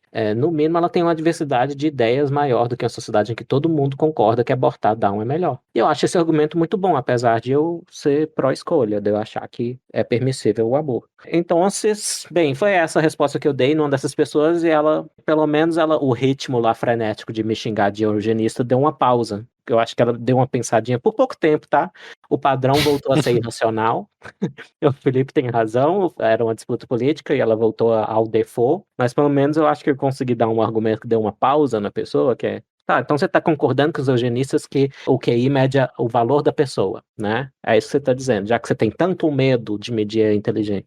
Eu não tenho medo de medir coisa nenhuma, porque eu acho que nenhuma coisa única vai ser o valor da pessoa inteira. É isso. Uma coisa muito curiosa que eu acho sobre esse argumento do você não pode falar isso porque alguém pode fazer mau uso dessa informação é que nas entrelinhas você tá assumindo e aceitando que essa informação é verdadeira. Porque como é que alguém pode fazer mau uso de uma coisa que é mentira? Ou você acredita que o QI não é um instrumento de medição de inteligência válido, ou pelo menos que nenhuma parte dele possui uma base biológica, ou você alega que essa informação pode ser usada para fins eugenistas. Porque se não é verdade que a genética no QI, então qual é a sua preocupação, de verdade? É a mesma coisa com esse povo maluco do gene gay. Aí chega lá, a autora feminista, Radifem, como sempre. Primeiro ela diz, não existe base biológica para uma pessoa ser exclusivamente gay ou exclusivamente hétero. Aí depois diz, parem de procurar o gene gay, porque isso pode ser usado para fins eugenistas. Ô porra, se você tá dizendo que não existe um gene gay, como é que um gene gay vai ser usado para fins eugenistas? Ô caramba, não só o seu argumento para reprimir a informação não faz sentido, não fica em pé, como ele contradiz as suas premissas iniciais. E é inacreditável que esse tipo de discurso seja o padrão de pessoas diplomadas. Caramba, esse diploma significa o quê? Se os seus argumentos são assim, devolve o diploma. Devolve o diploma. Então, Agatha, esse exemplo daí que você deu é muito parecido, inclusive, com o que a gente vê na área que eu estudo mais de perto, como projeto de pesquisa de doutorado, que é diferenças entre homens e mulheres. Muitas feministas e outros grupos que são bastante contra essa visão de que homens e mulheres são diferentes, eles uma hora afirmam que, na verdade, não existem diferenças entre homens e mulheres, só que quase sempre, em seguida, eles também afirmam que todas as diferenças entre homens e mulheres são causadas por fatores culturais, assim, tipo a opressão ou discriminação mesmo de gênero. Só que aí, assim, isso é claramente uma contradição também, né? Ou a diferença não existe, ou ela existe, mas é causada por alguma coisa específica. Só que aí, no caso, você não pode dizer as duas coisas ao mesmo tempo, né? Mas é o que eles dizem. Mas claro, o que essa pessoa realmente tá dizendo é que lá no fundo ela sabe que é verdade. Ela sabe que o que a gente tá dizendo é verdade, mas ela precisa ao máximo fingir que não é e não permitir que essa informação seja compartilhada porque ela tem esses medos existenciais do mau uso. Escuta uma coisa, se você é contra a eugenia, se engaje em argumentos que sejam contra a eugenia. Faça barulho, faça o que quiser, mas quando você cria um filtro ideológico do que pode ou não sair de um artigo científico e chegar no público geral, você não está ajudando. Você não está ajudando, você está tornando as pessoas ignorantes. E você não está defendendo ciência porcaria nenhuma. Fiquei puta.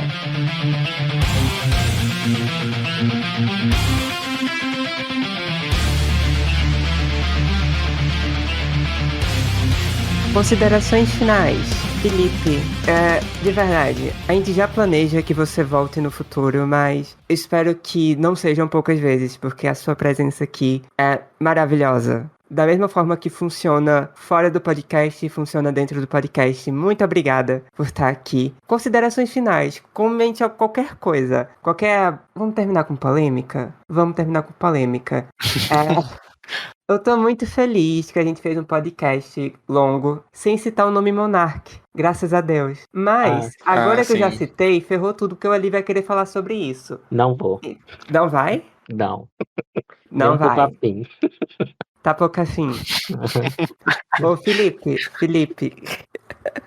Considerações finais. No sentido de que tem alguma coisa que você queria comentar mais? Então, primeiro eu queria só dar mais um relato breve. Eu estou participando de um grupo de estudos sobre psicologia evolucionista. Uns alunos de graduação organizaram numa universidade em outro estado, não é do Rio. E aí eles me chamaram para dar algumas aulas nesse grupo de estudos. E aí eu já ouvi falar que os professores dessa universidade estão acusando o grupo de estudos de estar falando sobre eugenia. Então, assim, para vocês verem o quanto que esse assunto é corrosivo, inclusive para alunos de graduação. Eles já começam a graduação levando famas indevidas por causa da associação deles, do interesse deles por alguns assuntos. Eu acho isso bizarro. E isso é um pouco do que eu passei na graduação também. Eu fui xingado de muita coisa desse tipo por causa dos meus interesses de assunto, assim. Uhum. A outra coisa que eu ia comentar era uma coisa que eu deveria ter falado no início do podcast, que é mais pro pessoal pensar mesmo, sobre essa classificação de direita e esquerda. Por exemplo, hoje na Rússia, não é mais esse o nome do partido hoje, eu esqueci qual é o nome atual, mas tem um partido lá que ele pelo menos foi criado pelo Alexander Dugin, que é tipo o Olavo de Carvalho russo, que o nome do partido se chamava Partido Nacional Bolchevique. E aí você pensa assim, bom, tradicionalmente a gente classifica como direita ideologias e partidos também que são nacionalistas. Só que, então esse partido seria de direita, né? Porque ele tem nacionalista no nome. Só que esse partido também tem bolchevique no nome, que era o nome do Partido Revolucionário Russo, que fez a Revolução Russa. E que não é extrema-direita, é extrema-esquerda. Então, assim, o Partido Nacional Bolchevique, ele é de extrema-direita ou é de extrema-esquerda? Se ele é as duas coisas ao mesmo tempo, assim. O que ele é? Esse é um exemplo claro que faz essa classificação entrar em colapso, assim. E isso também mostra uma outra coisa. Bom, não é tão absurdo quando as pessoas falam sobre as semelhanças entre a extrema-direita e a extrema-esquerda, né? Tem até a teoria da ferradura. Para mim, a existência desse partido, ela exemplifica isso perfeitamente. As duas ideias, elas têm muitas diferenças, sim, mas têm muitas semelhanças. E elas têm muitas semelhanças porque são duas ideias extremistas, tanto o comunismo quanto o nazismo. Só que, em geral, as pessoas não enxergam isso, porque eu acho que o imaginário, ele tá muito povoado pela ideia do que acontecia na Alemanha nazista, mas muito menos sobre o que acontecia na União Soviética. Então a gente tem essa noção de que o nazismo é o supremo mal e o comunismo não é tão mal assim. Ou para alguns grupos é até o supremo bem, né? Só deixando esses dados aí para reflexão do pessoal. Felipe, uma coisa. Você trouxe o argumento que todo centrista, isentão, neoliberal safado, neonazista, fascista falaria. Eu achei a sua opinião genocida, eu achei neonazista e eu quero me retirar daqui porque eu não quero estar na mesma bancada que o neonazista. Porque estar na mesma bancada quer dizer que você é neonazista. Foi a doutora Márcia Tiburi que me ensinou isso. Muito que bem. Eu vejo muito esse argumento. Vão ter que passar água sanitária na mesa do Flow. Oi! Mas aí, em terceiro, eu queria agradecer vocês pelo convite para falar sobre esse assunto. Queria também fazer duas propagandas muito rápidas. A primeira delas é que eu e minhas amigas, que a gente dá tanto o curso de Raízes Psicológicas da Desinformação, que fala sobre negacionismo científico, fake news, teoria da conspiração e tal. A gente também está dando um curso sobre psicologia política. E aí, quem tiver interessado pode visitar o nosso Instagram, que é garagem.pc. E aí, lá tem o link para o curso, tem outros posts. A página está no início, então não tem muito post, mas a gente planeja alimentar ela. Quem também tiver dúvida, quiser entrar em contato com a gente, pode mandar mensagem direta nessa página, que um de nós vai responder. E é isso, assim, eu queria também dizer, por último, que eu acho um programa como esse de vocês importante, porque, assim, eu nunca fui o tipo de cara que se alia a doutrinas específicas. Eu gosto de falar com todo mundo, com pessoas que eu concordo, com pessoas que eu discordo, porque eu gosto de debate, e eu vejo que é muito difícil fazer isso. Eu não sei se no mundo inteiro ou só no Brasil, mas no Brasil eu vejo que isso é muito difícil, porque a maioria dos programas não dá abertura para esse tipo de debate. Então, por exemplo, a psicologia política mesmo, esse assunto aqui. Eu acho que seria muito difícil. Como foi difícil, eu propus uma vez falar sobre esse assunto em alguns meios de divulgação científica e não foi uma ideia muito bem recebida. Por quê? Porque a minha abordagem de psicologia política, ela envolve falar os prós e contras de todo mundo, tanto de quem é muito conservador quanto de quem é menos conservador e etc. Eu não quero defender uma ideia específica, eu quero falar o que a literatura diz. Só que se a gente está falando com um grupo que é muito ideologicamente polarizado, está muito identificado com uma ideologia específica, esse grupo não vai querer que você fale. E eu já tive contato com pessoas assim mais de uma vez. Não é algo muito comum abrir para esse assunto. Por causa disso que eu falei, se a gente vem querendo falar sobre evidência, não querendo defender um grupo, as pessoas não gostam. Porque, de fato, o que elas fazem é para defender um grupo. Então, assim, eu tenho muito problema com isso. E eu acho que nesse podcast aqui vocês estão tanto falando sobre o outro lado da história, né? Então, vocês falam sobre muito assunto aqui que eu acho que não são assuntos caros na intelectualidade brasileira, no meio de divulgação científica brasileira também, assim. E os assuntos também. Vocês meio que chamam a pessoa, dão liberdade para falar o que ela quiser, e aí tem concordância, tem discordância, etc, etc. E eu acho que vocês estão ocupando um lugar maneiro, assim, na podosfera. A maioria dos programas tem essa pauta, né, que eu falei. São identificados com uma ideia, assim. E vocês podem até ter identificação, como eu também tenho identificação ideológica, eu não sou neutrão. Mas quando eu tô falando de ciência, de estudos, eu tento ser um pouco neutrão. Então, se eu tiver que falar mal de conservador, eu vou falar. Se eu tiver que falar bem, eu vou falar. Se eu tiver que falar bem de progressista, eu vou falar. Se eu tiver que falar mal, eu vou falar. O que a literatura disser, eu vou falar. E, enfim, eu acho que esse programa de vocês é um espaço legal pra isso. E aí, queria agradecer de novo por terem me chamado. Bacana. Muito obrigado pela sua presença. Foi muito produtiva, eu aprendi bastante. E foi uma troca bem bacana. As minhas considerações considerações finais são só um trechinho do texto que eu já indiquei, do Michael Hilmer, que é a parte em que ele fala, tá, nossas opiniões políticas,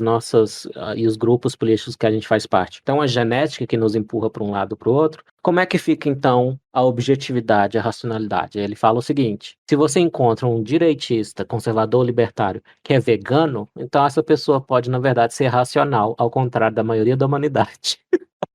Ou seja, procurem por conservadores veganos, procurem por progressistas de bombacha, né, que é uma vestimenta tradicionalista lá do Rio Grande do Sul, esse tipo de coisa. Quanto mais for surpreendente a combinação de crenças da pessoa, mais sinal de que ela pensa. Não importa se você concorda ou não com coisas como o veganismo. Agatha. A minha consideração final é que, se você tem muita dificuldade de entender como alguém pode se definir de direita com orgulho, talvez o problema não esteja com a direita e esteja com você. Parabéns, você é burra. Tchau. Eu aposto que foi uma alfinetada na Von Hunt. Porque veja só, como no Brasil direita é associada a conservadorismo, eu tenho uma rejeição natural com esse termo. Embora eu reconheça que, se você quiser me xingar de direita, eu vou ficar foda-se, porque se você tá considerando liberal direita, então pra mim não é xingamento. Beleza. O que eu quero dizer é que eu não entendo física nuclear, mas o problema disso tá comigo, não tá com os átomos.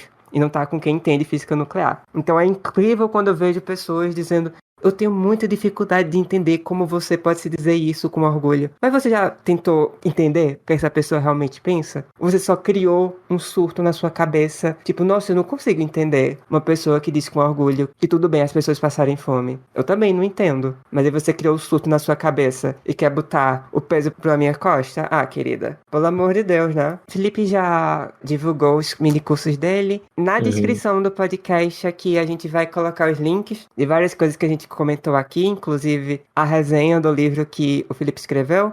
Vou colocar também links para os minicursos. Beleza? Vai ter desconto? É isso? É isso, Felipe? Vai ter desconto? O de psicologia da atratividade, eu coloquei um desconto lá pra quem entrar no link. No link específico que tá na resenha, né? Aquele link ali é o do desconto. O link do curso de psicologia política, eu não coloquei desconto, porque ali já é o curso que eu tô dando com outras 2 pessoas. Então, se a gente. O curso já não é caro. Se a gente der desconto, vai ser uma divisão quase nula pra cada um do valor, entendeu? Aí a gente não coloca. O Felipe tá com esse mini curso sobre psicologia da atratividade. E assim, agora dia 14 de fevereiro é o dia dos namorados dos Estados Unidos, mas o do Brasil é no dia 12 de junho. E aí eu queria, talvez a gente faça antes, mas eu queria que em 12 de junho a gente trouxesse você pra falar sobre esse assunto. Pode bacana. ser? Eu acho que seria um ótimo jeito de ter algo especial de Dia dos Namorados. Pode ser? Pode, tá ótimo. Gostei da ideia. É bom que vai ser aquele tipo de episódio que ele vai poder trazer todo o arcabouço teórico dele e eu vou estar podendo finalmente falar putaria nas entrelinhas. Que é o que eu mais gosto de fazer nesse... Eu gosto de fazer isso nesse podcast. É isso, né? Você tá com abstinência de putaria desde o Caquinho Big Dog. Oh, saudades, cachorrão. Tá bom, gente. Obrigado, Felipe. Até a próxima. Valeu, pessoal. Tchau. Olha, cuidado pra não botar a mão no nariz quando sair de casa e ser confundido com a saudação nazista, tá? Beijo. Só isso. Valeu, tchau. Eu tô avisando o Felipe que é a única pessoa aqui que tem algo a perder. Que se ele falar coisas informalmente, achando que acabou a gravação, você, safada, vai enfiar lá no episódio. Só isso que eu tô avisando ele. Mas eu não farei isso com o Felipe, não. Imagina. Mas eu acho que eu não falei nada muito cancelável nesse programa, não, né? Falou não. Acho que eu não falei nada do que eu já não falo publicamente. Que o sadismo interpretativo vai continuar o que ele é. Né? Então, quem já acha chifre em cabeça de cavalo vai continuar achando. Ai, ok. Eu acho que o Felipe é parecido com a Agatha e eu, que tem um cadinho de sotaque da região, mas é atenuado. Eu não sou um carioca muito carregado no sotaque, não. Todo mundo fala isso. Tem gente que... Aí eu acho um pouco de exagero, mas tem gente que diz que eu não pareço que tenho um sotaque de carioca. Eu acho exagero, mas realmente não é muito exaltado, não. Não é sotaque de surfista, não. Então, é a gente daí, né, que diz que você não tem sotaque de carioca. Igual a gente lá de Caruaru que fala pra Agatha que ela não tem sotaque de pernambucana, quando tem. Ah, tem sim. Ai, meu Deus. Homofobia islâmica. Quando eu ouço a Agatha falando, eu já imagino uma cabeça chata com aquele chapéuzinho em cima. Aquele chapéu de couro, né, do Nordeste. E olha o sudestino preconceituoso, né? Que aposto que você ia do Ceará, não tem nada a ver com Pernambuco. Ai, ok. Da mesma ok. coisa, Agatha. Uhum. Não acho que quem ganhar ou quem perder, nem quem ganhar nem perder, vai ganhar ou perder. Vai todo mundo perder.